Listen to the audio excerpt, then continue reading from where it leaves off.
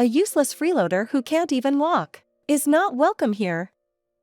What are you doing? I exclaimed. Samantha pushed me, wheelchair and all, down the stairs for more than 10 steps. Though I successfully broke my fall and managed to avoid any serious injuries. Without offering any assistance, Samantha sneered at me.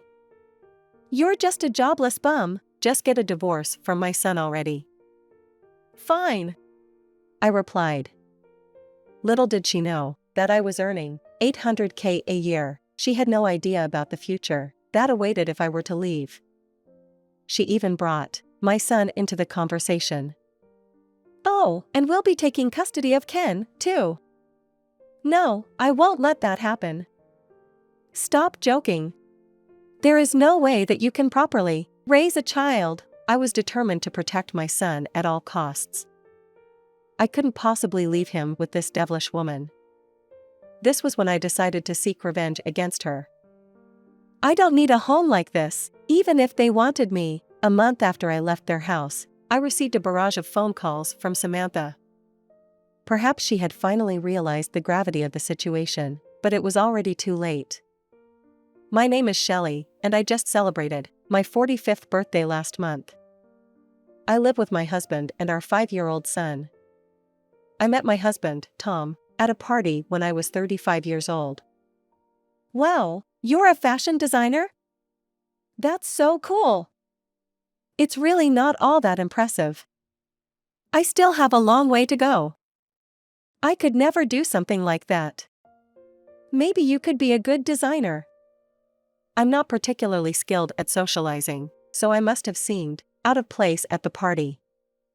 But Tom approached me to ease my discomfort. My first impression of him was thoughtful and genuine. My parents have been bugging me lately to be more independent. It's so annoying. You're living with your parents, right? Yeah, but I'm getting up there in age, and they want me to live on my own. Why don't you come live with me? At that time, we hadn't officially started dating yet. I still don't know why I said such a thing, but it just came out of my mouth spontaneously, like a reflex. Maybe I was attracted by something about him, somewhat, being vulnerable and childlike. We officially started dating when he moved into my place. Hey babe! When we have a child, my dad will give us some money. Huh? What do you mean? I don't really get it either. It's like a celebratory thing, I guess. But I don't know. To be honest, I didn't have much of a desire to get married. I also thought having a child would be difficult, given my age.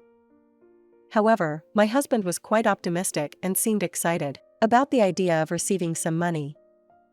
At this time, we had already been dating for 4 years, and I was approaching 40.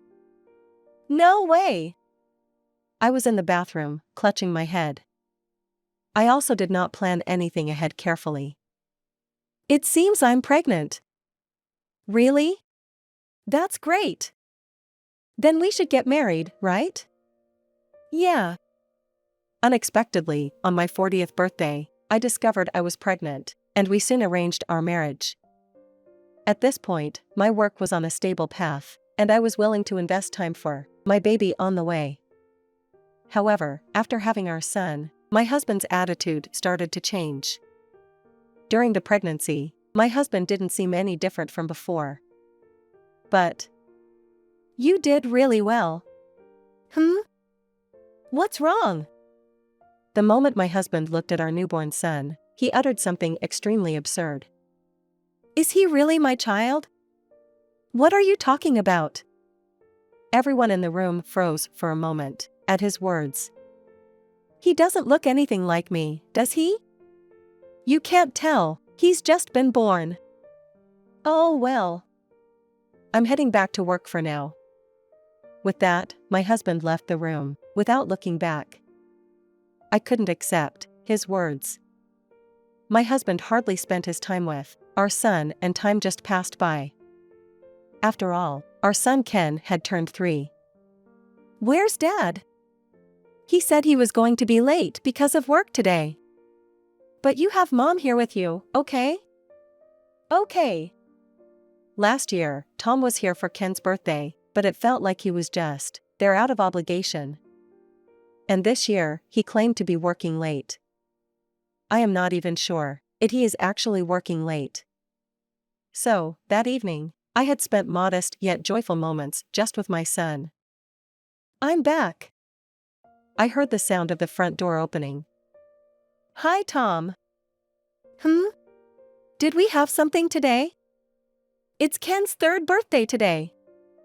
I answered with a firmer tone. Oh, I forgot. I stopped him on his way out of the room. Can't you at least say, happy birthday to Ken? Why? He glared at me. It's your son's birthday, why you don't understand? I'm tired from working late. I'm going to bed. Hey! My husband didn't say a word to our son and went into the bedroom. Of course I was mad, but I was more concerned about our son. I timidly looked at my son, and he was acting like nothing has happened.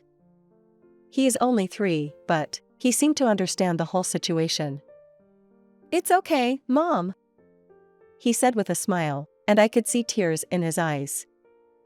From this point on, I ceased all expectations from my husband. I put our son to bed and sat alone on the couch. Then my husband came over with a smile and said, I forgot to mention, my dad gave us 10 grand as a baby shower gift recently. Oh, when was that? About 2 days ago, I think. So I thought we could go on a trip sometime? That's quite sudden. Isn't it good to do something like that occasionally? I couldn't quite understand what he was thinking, but I accepted the plan, hoping it would bring some joy to our son. And on the day of the trip, we were planning to go on a hot spring getaway. Not even 10 minutes after leaving home, my husband suddenly said, I'm sorry, but we have to cancel this trip. I don't understand. Ken was looking forward to today. Oh, come on.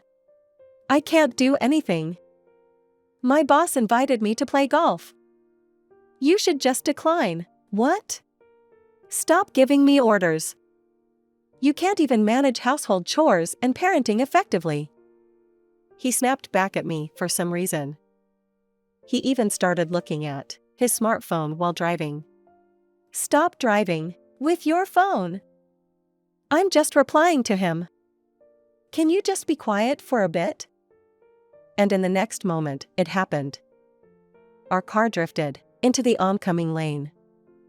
As soon as I realized that we were going to crush, I turned my body toward the back seat, trying to shield Ken.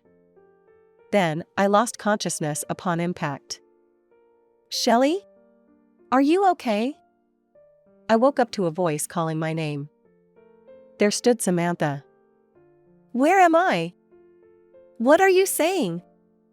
We're in the hospital, of course. I recalled something important. What about Ken? Is our son all right? Samanata replied with a smug smile. The kid is fine. He seems to have only minor scratches. Thank goodness. I breathed a sigh of relief. However, Samantha suddenly became angry. It's not thank goodness at all. Tom has a broken bone, you know? And it's your fault, apparently. What?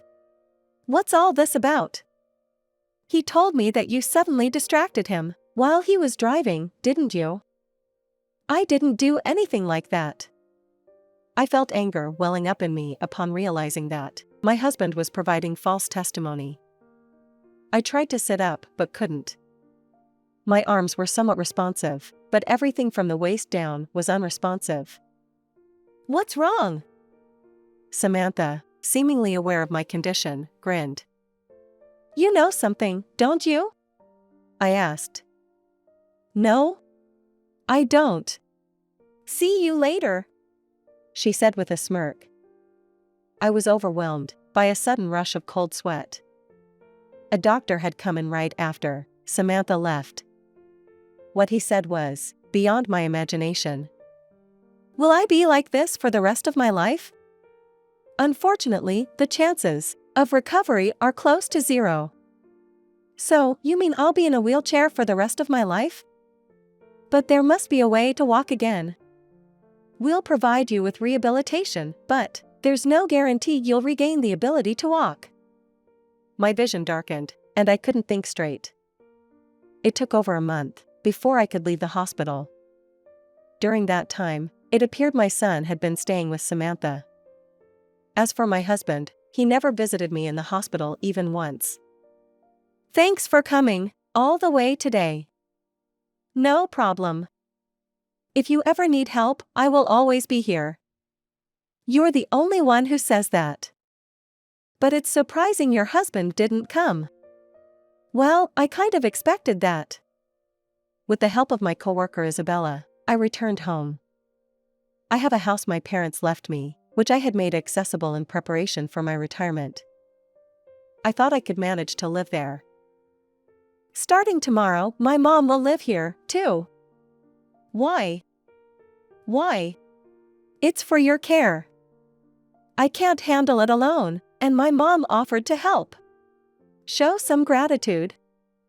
Even if that's the case, it's so sudden. Stop complaining. You've officially become useless now. You have no right to complain. From that point on, true hell began. What's with this house? It's spacious, but everything is so old. Thank you for offering help. Oh, you're here?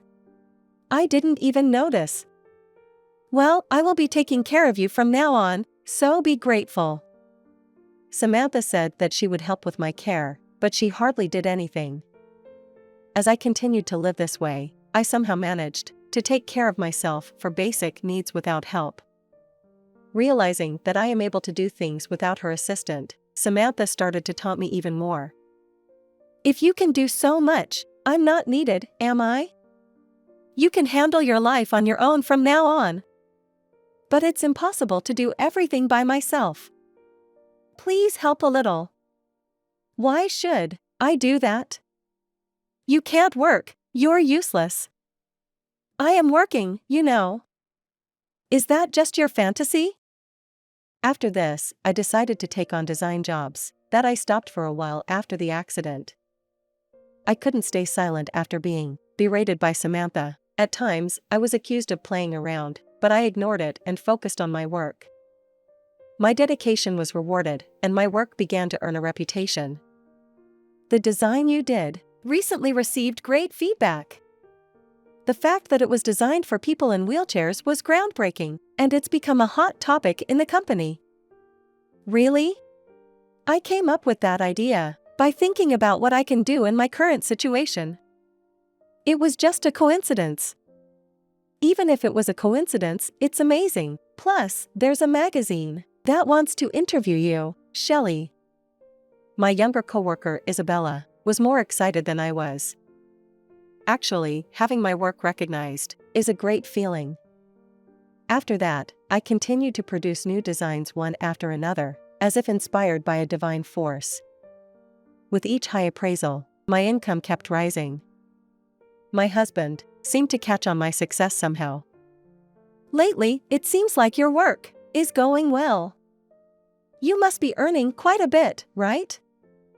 I'm not really making that much. Stop lying to me. I know it. From that point on, my husband started coming to me, practically begging for money.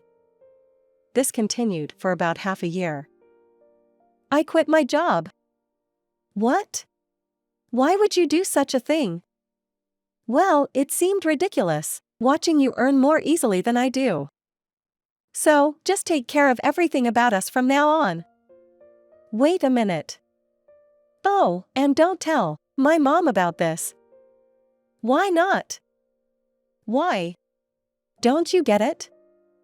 I won't have a leg to stand on if you do that. I didn't press for further explanations. I was too baffled to say anything more. It is indeed absurd to make such a decision for the sake of fragile pride. During this frustrating time, Samantha suddenly suggested something to me. The weather is nice today. How about going for a walk? she said, out of nowhere. A walk?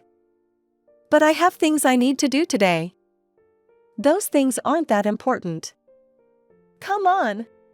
Let's go. She pushed my wheelchair, insisting on taking me for a walk. I had never gone for a walk with her before, so I had a bad feeling about it. Where are we going? To a nice place. We've been out long enough. Let's go back. We can't do that. She seemed unusually desperate. She was heading towards a park, on top of a nearby hill. Perhaps due to her age, her breathing had become quite heavy. We've arrived. Isn't this view nice? It certainly is, but... I couldn't fathom why she would bring me all the way here just to show me this view. As I was thinking this, I noticed a staircase in front of us. Suddenly, I felt a shock as if the wheelchair might tumble down from behind. It started to roll forward, gaining momentum, and I descended the stairs rapidly with it. The recent memory of the car accident flashed through my mind. I managed to fall back instinctively, but my legs remained unresponsive.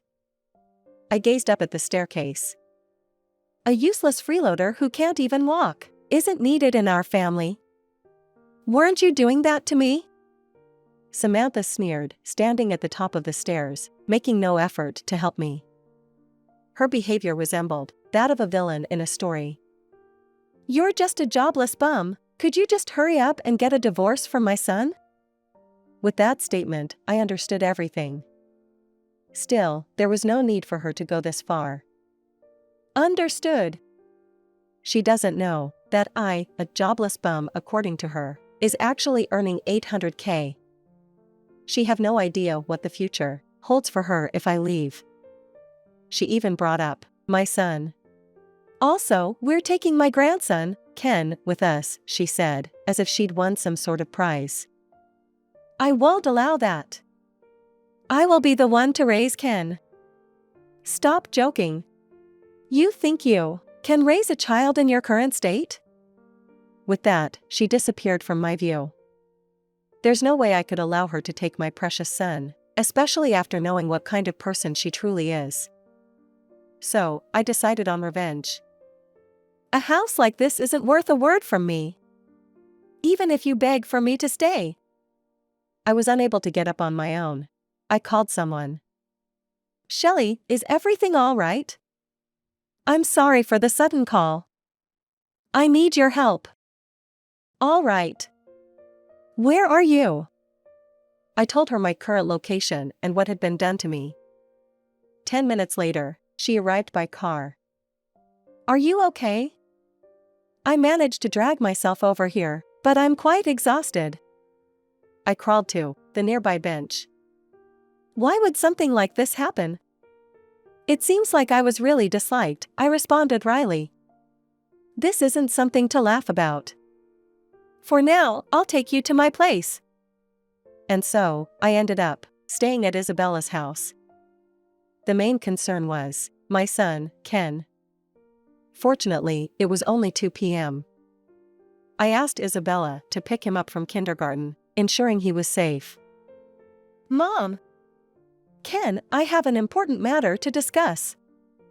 Mom is planning to live separately from Dad. Who would you like to live with, Mom or Dad?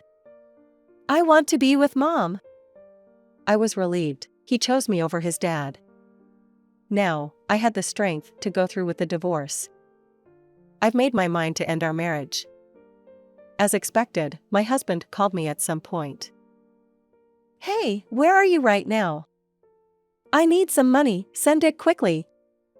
Sorry, but from now on, you'll have to figure things out yourself. What do you mean? I mean it as I said. Your mother kicked me out. I'm also planning to divorce you. Hey! Then, a month passed since I left the house. I received a call from Samantha. Thinking she's finally reaching out to me, I answered the phone. Hey, what have you done? What do you mean? Someone is at the house. Oh, I arranged for that. Because it's my house. What? Samantha sounded furious, but I ignored her and continued. Well, you didn't like that old house, right? Oh, and have you heard about everything from your son? What are you talking about? He is currently unemployed. What do you mean Tom is unemployed? Wasn't he working? Your son has been unemployed for a while now. Did you know? I've been covering all the expenses, by the way. I thought you were unemployed, you just had the wrong impression about my job situation. Want me to tell you how much I'm making? Samantha's voice wasn't as strong as before, and it was trembling.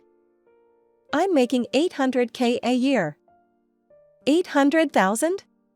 That's impossible. You don't have to believe me if you don't want to. Either way, I don't want anything to do with you anymore. I immediately hung up and blocked her calls. I didn't want to hear her voice ever again. It makes my blood boil. I knew they would regret, for the rest of their life, that they let go of me. The thought of their faces full of despair gives me the energy to live even if I can't walk. It took some time, but I finally managed to divorce my husband. Samantha, after learning the truth, demanded an explanation from him. And then he. What? Help me, he begged. It seems like you're confused. We're no longer together. You're on your own. We've lived together all this time. You never helped with our child, and you had only minded your business. Say hello to your mother for me. I hung up, and of course, I blocked his number as well. I cut ties with them, but I'm not finished with Samantha. What she has done to me is a crime. I don't know what legal decision she'll face, but I can't help but feel a sense of excitement, thinking she might have sleepless nights. As for us, even if you move, call me anytime and I'll come running. Just like last time? I teased. I'm joking, but thank you. Of course. Really? If you say that, then we'll count on you. You can count on me, my son, Ken, and I moved to a new place. It's been a tough journey, but my efforts in rehab are showing results. My legs are slowly regaining sensation. It might take a while before I can walk again, but I won't give up.